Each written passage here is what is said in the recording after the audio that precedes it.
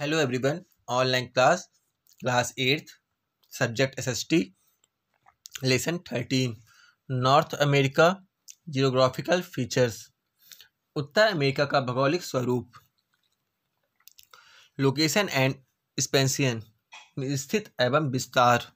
North America is the third largest continent in the world.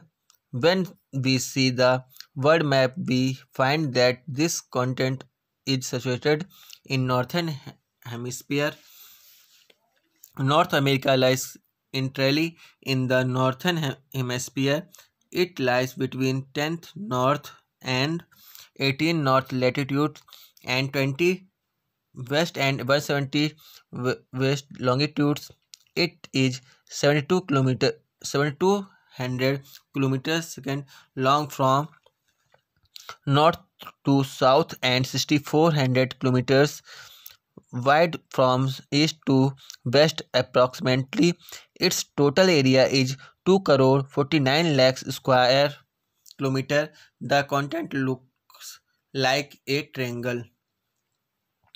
क्षेत्रफल की दृष्टि में उत्तर अमेरिका संसार का तीसरा सबसे बड़ा महाद्वीप है. विश्व का मानचित्र देखने पर ज्ञात होता है कि यह पूरा महाद्वीप उत्तरी गोलार्ध में स्थित है. इसका अक्षांशीय विस्तार 10 डिग्री है. उत्तरी अक्षांश में 80 डिग्री उत्तरी अक्षांश तक तथा देशांतरी विस्तार 20 डिग्री पश्चिमी देशांतर से 170 डिग्री पश्चिमी देशांतर तक है. इसकी उत्तर से दक्षिण तक लंबाई लगभग 7200 किलोमीटर तथा पूर्व से पश्चिम चौड़ाई लगभग 6400 किलोमीटर है. उत्तर अमेरिका का कुल क्षेत्रफल लगभग 2 करोड़ 49 लाख वर्ग किलोमीटर है. पूरा महाद्वीप त्रिभुज के आकार का दिखाई देता है. The European scholars Columbus wanted to discover the sea route to India through Western Sea. After many days of navigating the sea, when he touched the shore of a land, it was not India but Iceland. He moved ahead, and when he discovered the part of land in 1492 was absolutely new and a strange place, Columbus gave this place new name as the New World. Later this was known as North America. Columbus नामक यूरोपीय नाविक अपने साथियों के साथ भारत की खोज पश्चिमी समुद्री मार्ग से करना चाहता था. कई दिनों की समुद्री यात्रा के पश्चात वह जिस भूभाग पर पहुंचा वह भारत भूमि नहीं थी, वह समुद्री द्वीप थे. वह और आगे चलकर जिस विशाल भूभाग पर सन 1492 में पहुंचा तो वह भूभाग बिल्कुल नया और एकदम अपरिचित था. कोलंबस ने इसे नई दुनिया कहा. बाद में इसे विशाल भूभाग को उत्तर अमेरिका का नाम से जाना जाने लगा. In the north of the continent lies the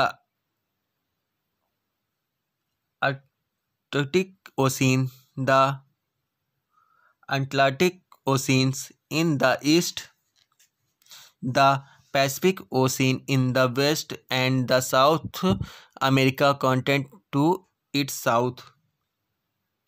महाद्वीप के उत्तर में अटलांटिक महासागर, पूर्व में अटलांटिका महासागर, पश्चिम में प्रशांत महासागर और दक्षिण में दक्षिण अमेरिका महाद्वीप स्थित है. दक्षिण में यह महाद्वीप पनामा नहर द्वारा दक्षिण अमेरिका से पृथक किया जाता है. लैंड सरफेस, धरातली स्वरूप. North America might be divided into 3 major physical divisions. धरातली उच्चवास के आधार पर उत्तर अमेरिका को 3 प्रमुख भागों में विभाजित किया जा सकता है. फर्स्ट, द वेस्टर्न कॉर्डिलियर्स, पश्चिमी पर्वतीय प्रदेश या कार्डिलेरा. द ईस्टर्न हाईलैंड्स, पूर्वी उच्च भूमि. द सेंट्रल लॉ लैंड्स, मध्यवर्ती निम्न भूमि। The western cordilleras. The western part of the continent is a best mountainous regions known as the Western Cordilleras in North America, which is spread from Alaska is north to Mexico in south. The stretch from north to south along the entire length of the continent. In the east lies Rocky Mountain ranges, Sierra Nevada in central and coastal range in western area. Among these mountain ranges there is intermountain plateau, Great Basin. The plateau of Colorado lies in south of Great Basin. Many of the gorges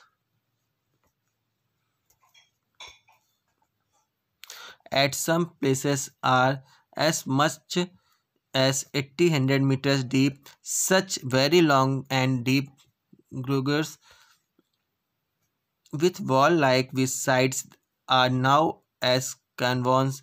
The canyon of Colorado is the largest of its kind and is famous all over the world for its natural beauty. अब पश्चिमी पर्वतीय प्रदेश या Cordillera. पश्चिमी पर्वतीय प्रदेश को ही Cordillera कहा जाता है। कार्डिलेरा का विस्तार महाद्वीप के पश्चिम भाग के उत्तर अलास्का से लेकर दक्षिण में मैक्सिको तक है। कार्डिलेरा के पश्चिम भाग में अनेक पर्वत श्रेणियां समांतर उत्तर दक्षिण फैली हुई हैं।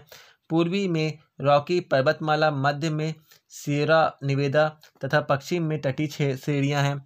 इन पर्वत श्रेणियों के बीच में अंतर पर्वतीय पठार ग्रेट बेसिन का विस्तार है। ग्रेट बेसिन का दक्षिण में क्लोरेडो का पठार है। इस पठार पर क्लोरेडो और उसकी सहायक नदियां ने धरातल को काट काट कर गहरी घाटियां बना डाली है, जिनमें अनेक महाखंड तो है 80 मीटर से अधिक गहरे हैं। अधिक गहरे महाखंड कैनियन कहलाते हैं। कोलोरेडो का ग्रैंड कैनियन विश्वविख्यात है। The western cordilleras have many active volcanoes.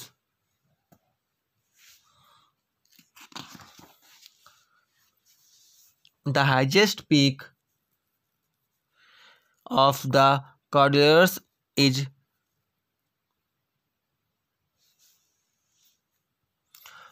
Mount McKinley. It is in Alaska and its height is 6,194 meters above sea level. Among these mountains range, in the central part lies the lowest place of the continent known as Death Valley, which is 86 meters high above sea level. Most of the rivers of North America rises in the western Cordilleras. अब Cordillera में अनेक ज्वालामुखी पाए जाते हैं। Cordillera का सबसे ऊंचा पर्वत शिखर माउंट मैककिनले अलास्का है। समुद्र सतह से इसकी ऊंचाई 6,194 मीटर है। इन्हीं पर्वत श्रेणियों के मध्य भाग में महाद्वीप का सबसे निचला स्थान डेथ वैली है, जो समुद्र सतह से 86 मीटर नीची है। महाद्वीप के अनेक नदियां कॉर्डिलेरा से निकलती हैं। द ईस्टर्न हाईलैंड, पूर्वी उच्च भूमि पठार। These highlands include the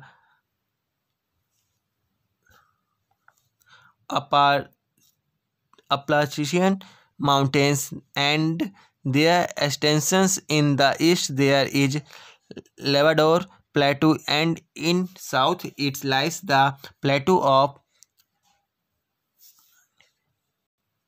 Appalachian. Their height is between 450 to 2,000 meters.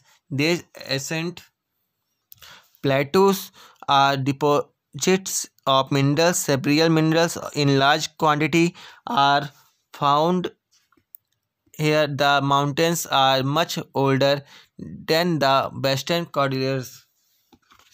अब हम देखते हैं महाद्वीप के पूर्वी भाग में प्राचीन संरचना वाले आपराधित पठार फैले हुए हैं। पूर्वोत्तर में लेबराडोर का पठार तथा दक्षिण पूर्व में अपलेशियन का पठार सम्मिलित है। इनकी ऊंचाई 450 से 2000 मीटर तक है। ये प्राचीन पठार खनिजों के भंडार हैं। इनमें अनेकों खनिज बड़ी मात्रा में पाए जाते हैं।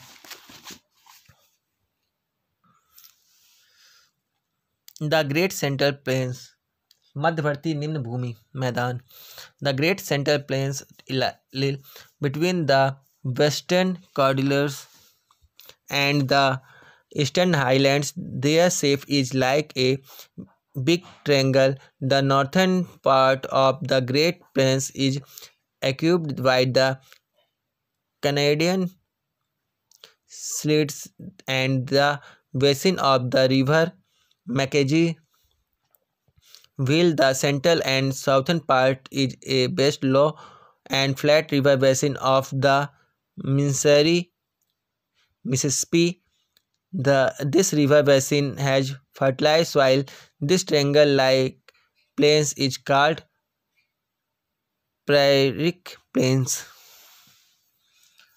पश्चिमी कार्डिलेरा और पूर्वी उच्च भूमि पर मध्य निम्न भूमि का विस्तार है। इसका आकार बड़े त्रिभुज जैसा है। इसके उत्तरी भाग में कैनेडियन शील्ड तथा मैकेंजी नदी का द्रोणी है। मध्यवर्ती भाग में मिसिसिपी मिसौरी नदियां द्वारा निर्मित समतल द्रोणी फैली हुई है। इस त्रिभुजाकार मैदान को प्रेरी का मैदान कहा जाता है। The Canadian Shield is one of the oldest plains in the world. This shield surrounds Hudson's Bay from all sides. There are many lakes in the area. South of the Canadian Shields are 5 great lakes of sweet and fresh water. Their names are Superior, second है Michigan, Hurun, eri and Ontario.